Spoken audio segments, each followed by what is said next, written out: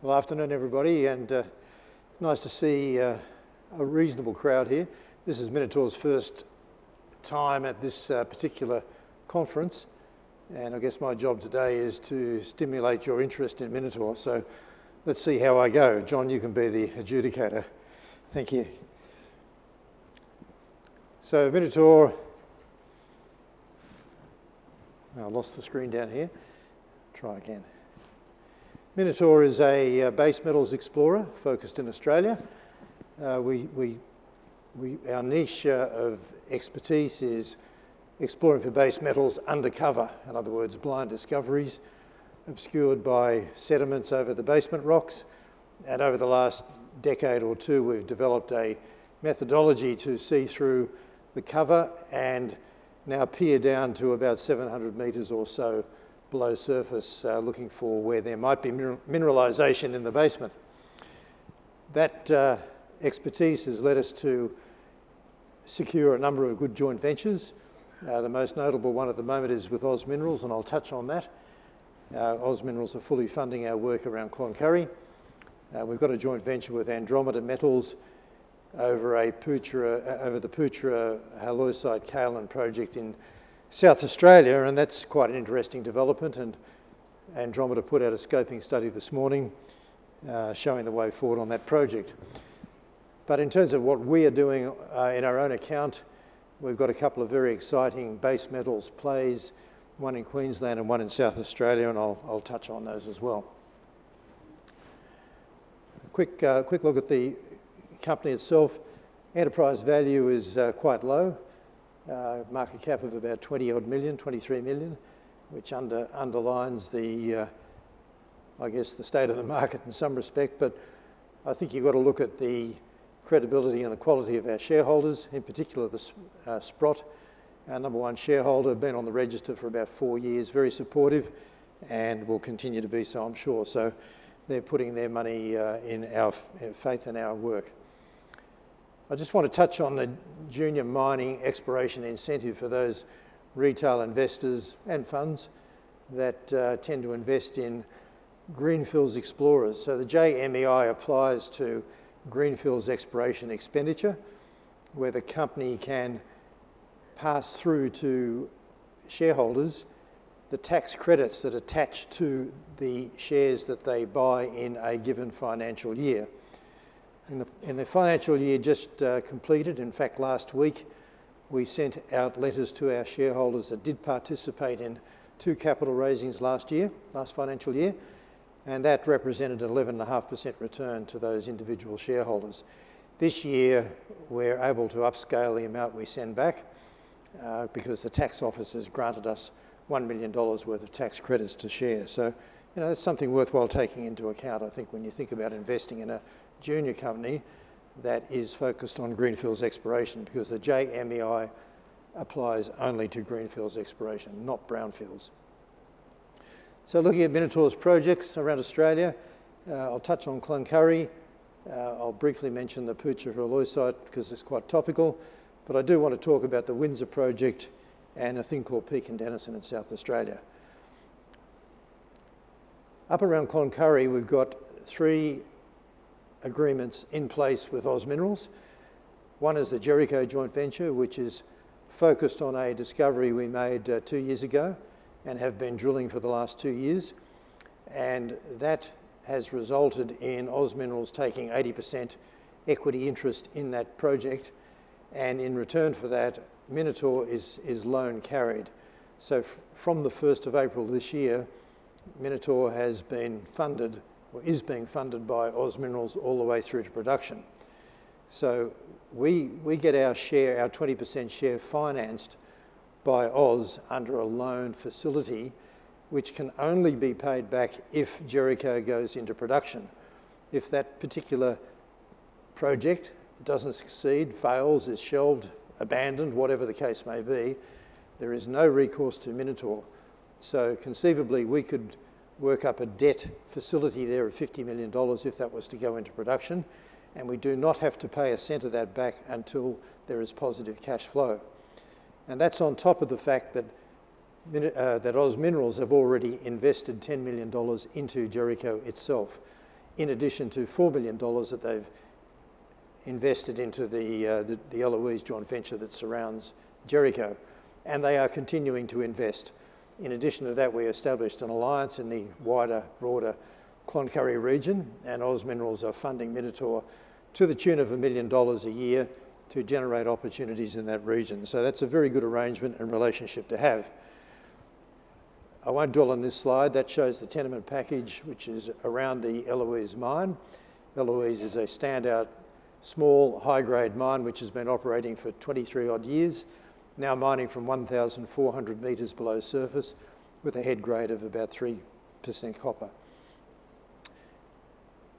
Jericho was only discovered in September of 2017, so the timeline of activity there has been quite intensive, and as I said, it's been funded 100% by Oz Minerals all the way through. What does Jericho look like? It's an interesting deposit. These are two long sections looking to the east, north on the left, south on the right, and these two particular lodes sit side by side, as you'll see in a moment, in a cross-section. That extent of mineralisation shown top and bottom is 3.7 kilometres. We haven't intensively drilled all the distance along strike, but what we have been able to establish is that so far we can see 3 high-grade chutes. 2 chutes on the top section, 1 chute on the bottom section. Those chutes have only been drilled down to 350 metres, although we do have one hole that goes to 650 metres where we can see the copper-gold mineralisation is continuing at depth. And if you compare that to Eloise, where we know that the ore body continues below 2 kilometres, then there's plenty of scope to drill down, dip down, plunge. What is quite interesting about these particular structures is that they are parallel to each other. This is a cross-section looking to the north. They're parallel, they're about 120 metres apart, and as two structures, they're as straight as a die. They're like railway tracks. They do not deviate. They're not cut off, they're not faulted, they're not offset. So that's quite strange in many ways. There are quite a few gaps still in the drilling. There is more drilling to be done, and Oz Minerals at the moment are going through a process internally to work out, from their point of view, where the project should go next. Given that they've spent $10 million, they need to think about how best to improve the value of the project. So they've been doing some interesting work internally. They've done some metallurgical test work, which we haven't published yet, but I can say to you that we're very, very satisfied with the way that's gone. They've done a block model. They're working on a pre-resource estimate, and that's being fed into some underground mining scenarios as a means of deciding and determining how to take the project forward. And that'll inevitably involve more drilling. And they've also done the baseline ecological studies, which are a precursor to establishing applications for a mining permit, and the ecological studies don't show up any black-throated finches or anything like that. I want to turn now to a VMS project south of Charters Towers. This is about 200 kilometres southwest of Townsville in Queensland. The area there is well known for having multiple high-grade polymetallic VMS-style deposits. The most notable one, I guess, at the moment anyhow, is Thalanga, which is way out on the west side, the left side of that graphic. Thalanga is owned and operated by Red River Resources. It's a very nice operation. But the area to the east of Thalanga, stretching across to the right, where those tenement boundaries are shown, is largely ground undercover.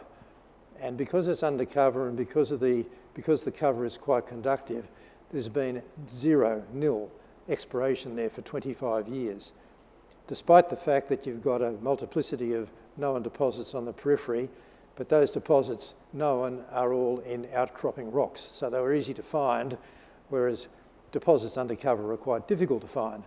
So we bit the bullet. We thought we could apply our learnings from the Cloncurry region, where we're also looking undercover, go out to this package of ground and see what we could turn up. And we trialled an IP survey in an area 20 kilometres away from the Thalanga mine, and that was a trial, but it was inordinately successful. It immediately threw up a very significant IP anomaly, which we call Hastings, which has all of the characteristics and hallmarks of a classic VMS-style deposit. So we're quite excited about this, not the least of which is because no one's looked there before, so it could be an opportunity for us.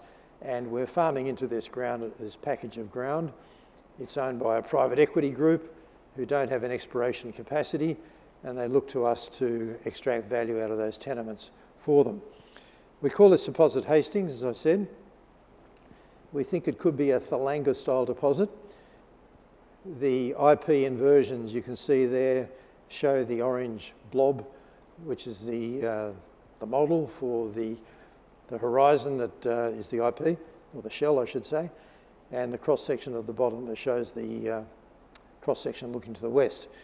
The geophysicists will tell you that if you have a VMS deposit, there you need to have high chargeability and low resistivity, and that's exactly what the IP delivers.